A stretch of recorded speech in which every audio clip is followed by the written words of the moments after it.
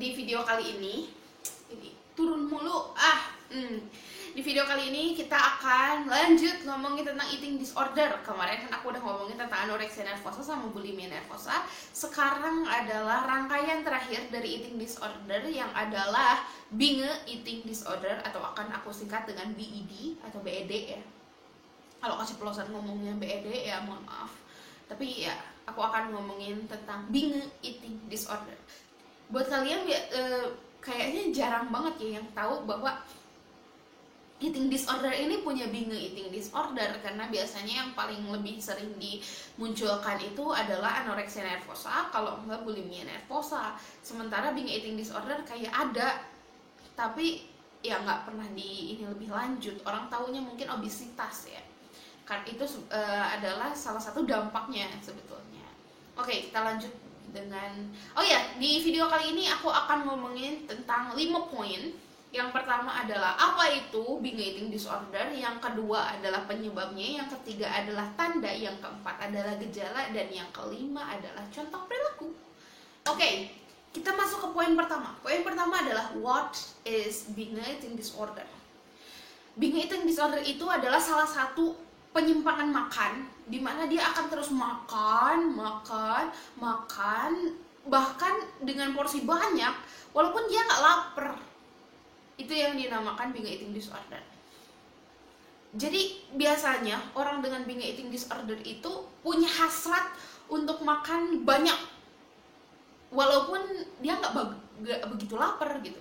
Kita tahu ya, kalau misalkan kita makan sedikit aja pas kita lapar, maksudnya dengan porsi normal, aku makan nasi segini cuma sekepal kayak gini, terus protein segini, dan sayurnya semua aku dan sambalnya semua aku, biasanya hampir mirip sama aku bawa nasi.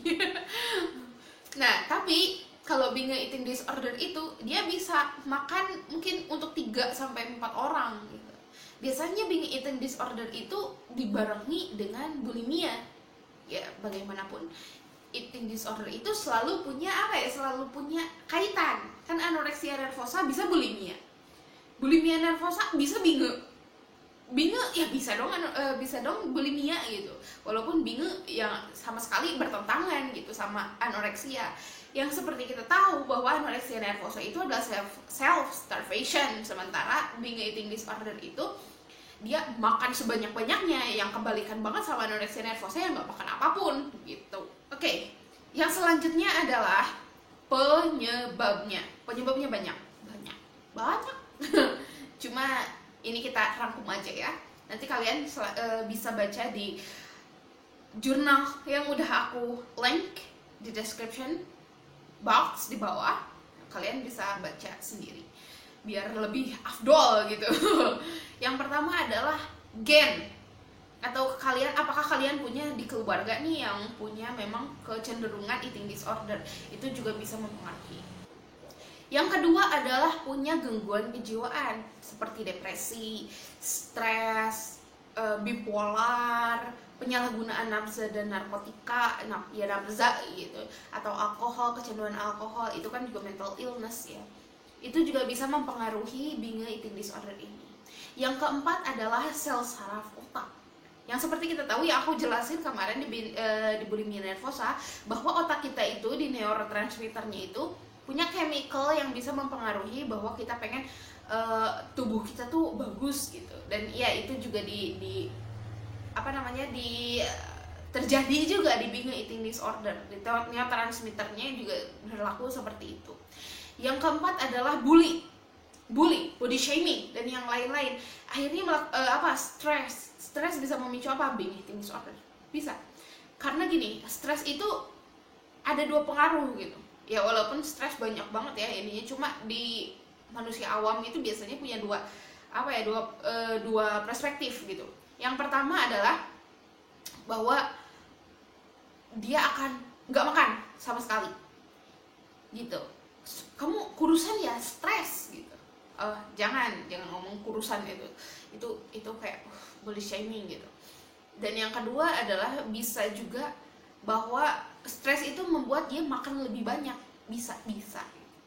Yang selanjutnya adalah obesitas. Obesitas bisa memicu BED, atau obesitas juga bisa BED bisa memicu obesitas. Jadi saling reversible gitu, reversible. Selain bully, selain body shaming, itu juga bisa akibat dari kekerasan seksual.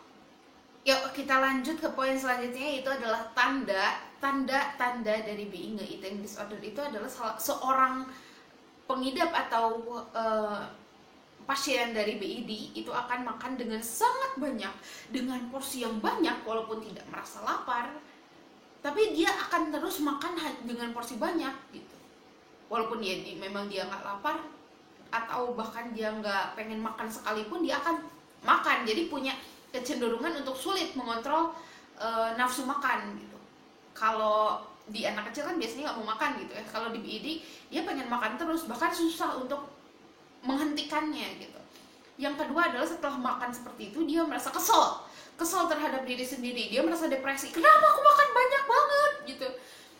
Itu salah satu tanda bahwa being eating disorder sudah menyerang kalian. Yang selanjutnya adalah gejala. Gejala yang pertama adalah dia akan menyendiri saat makan, karena nggak pengen orang lain nggak boleh tahu aku makan sebanyak apa. Ya seperti yang di anorexia nervosa atau bulimia, biasanya kalau anorexia nervosa kan dia nggak pengen orang tahu bahwa dia nggak makan. Kalau misalkan di bulimia nervosa dia nggak mau, karena setelah makan dia akan memuntahkan makanannya, atau bahkan mungkin di bulimia normal makan tapi setelah itu dia lari ke ke restroom gitu buat muntah. Kalau di being eating disorder juga iya, dia nggak mau ketahuan bahwa berapa banyak porsi makan yang dia makan gitu. So hati-hati ya buat kalian. Ya aku juga suka menyendiri makan, cuma nggak berkeberatan juga kalau makan sama orang lain gitu. Maksudnya ya masih normal lah gitu, nggak sampai nggak gitu. Yang selanjutnya adalah makan dengan porsi super besar walaupun nggak lapar, bahkan sampai perut itu merasa nggak nyaman. Itu gejala dari being eating disorder. Makannya jadi lebih cepat, jadi biasanya makan itu kayak yang makan segini itu lebih cepat ya, nggak tahu gimana ini ya. Jadi itu jadi kayak habit gitu, karena dia nggak pengen orang lain tahu seberapa banyak makannya, jadi dia makan cepat gitu ya. Masih banyak lagi lah gejalanya ya, kalian bisa cek di bisa dicek di description box episodenya. Kita ngomongin tentang episode dari being eating disorder. Episode itu bukan kayak episode 1, episode ini enggak, cuma maksudnya itu episode dimana dia kena gejala being eating disorder yang makannya begitu banyak gitu ya. Yang pertama ada episode ringan.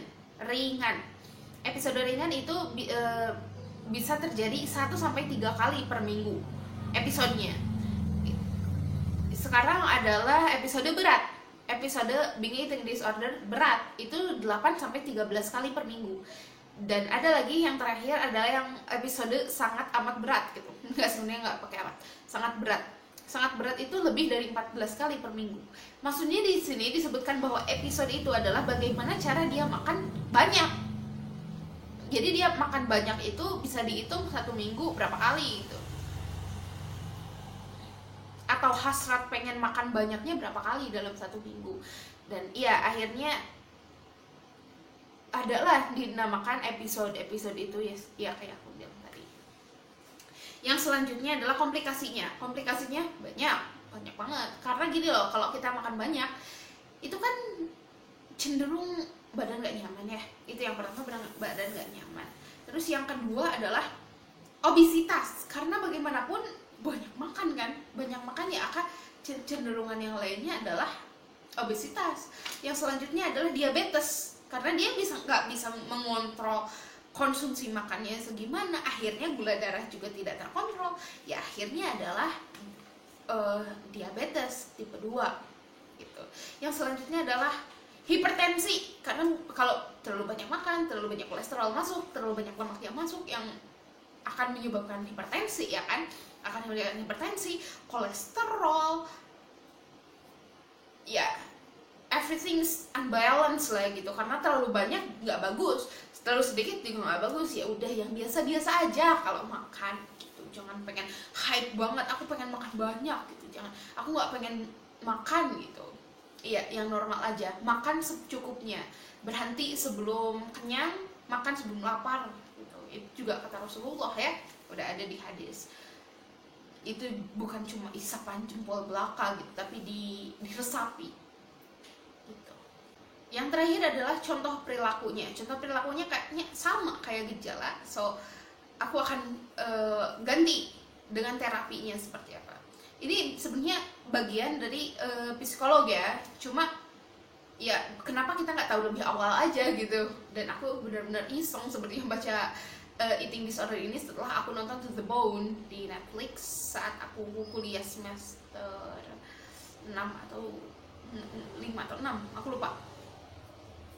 Ya, kalian bisa nonton To The Bone di Netflix karena itu salah satu pemicu aku baca a bunch of things about eating disorder. Ya, silahkan nonton sendiri ya. Itu yang main Lily Collins by the way. Terapinya sekarang seperti apa? Yang pertama adalah terapi CBT atau Cognitive Behavior Therapy. Artinya di CBT ini dia akan dilatih bagaimana cara saat episodenya itu datang. Maksudnya episode itu ya kayak tadi kan kayak di apa namanya di ID dia akan kayak punya light gitu. Kalau di Being Eating Disorder disebutnya adalah episode. Di CBT ini para penderita atau para pasien BED akan dilatih bagaimana caranya untuk mengontrol makannya dia biar nggak terlalu banyak gitu. Ya, maksudnya dalam fase normal gitu. Terus yang kedua adalah terapi interpersonal.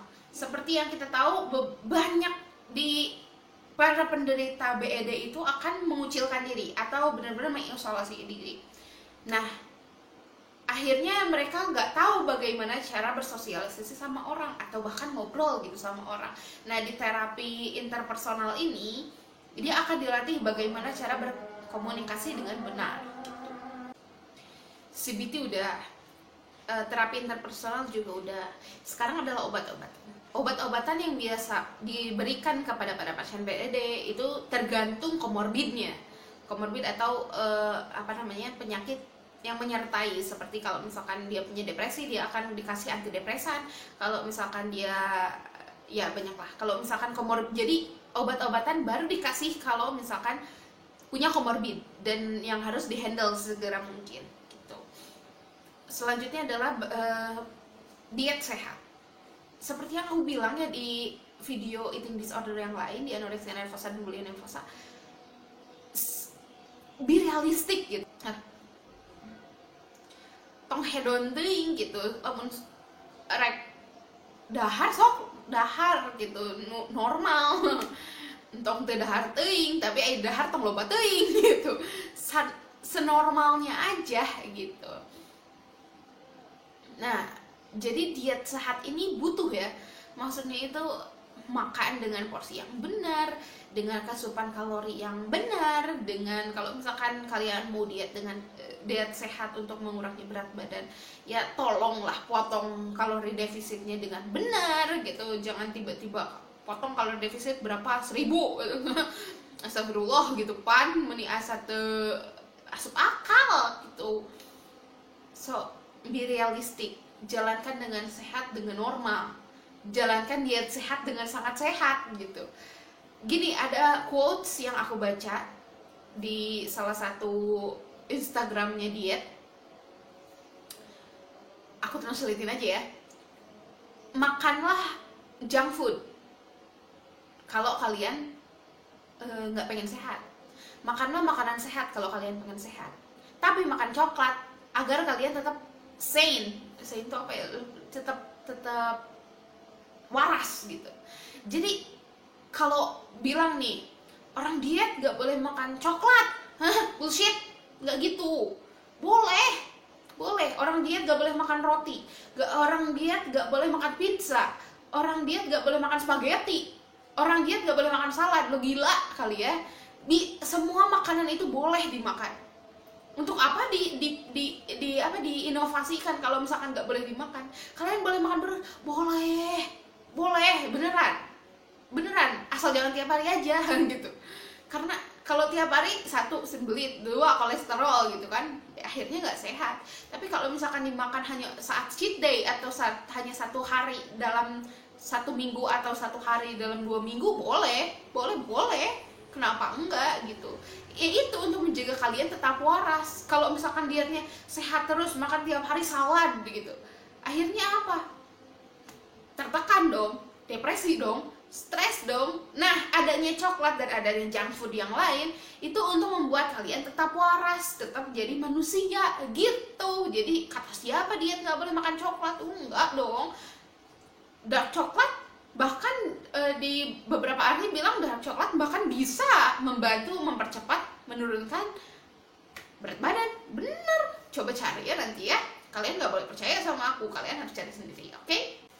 Dah, ngomongin binge eating disorder, kalian langsung bisa belajar lagi di jurnal.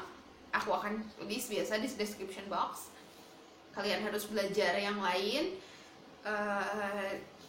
Ini hanya pengantar aku. Kalau misalkan kalian memang benar-benar pengen mempelajari lagi tentang eating disorder, kalian bisa cari di Google Scholar. Banyak kok di Google Scholar ya. Kalau enggak di banyak lah, kalian bisa cari.